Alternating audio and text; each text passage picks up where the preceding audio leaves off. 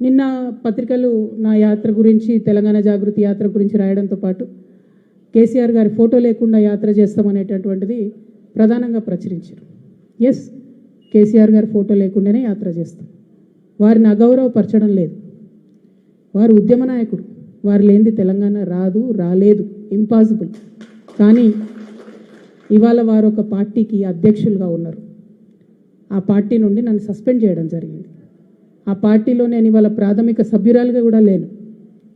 నేను తెలంగాణ ప్రజల దగ్గరికి పోయి మళ్ళీ వాళ్ళ సమస్యలు ఏంటి తెలుసుకొని తెలంగాణ జాగృతి అనే సంస్థను పటిష్టం చేసేటటువంటి ఈ ప్రయత్నంలో కేసీఆర్ గారి ఫోటో పెట్టుకోవడం అంటే నైతికంగా నాకు కరెక్ట్ కాదు. అది చెట్టు పేరు చెప్పుకొని పండ్లు అమ్ముకోవాలనే ఆలోచన నాకు లేదు.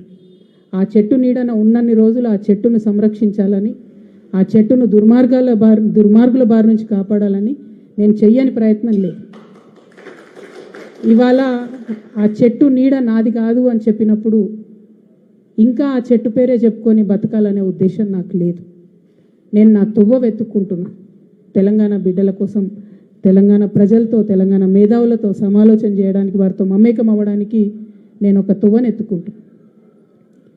వారి ఫోటో పెట్టుకొని పోతే నైతికంగా నా విలువ ఉండదు. నైతికంగా అది నాకు కరెక్ట్ కాదు. నైతికంగా కరెక్ట్ కాని పని నేను చేయను.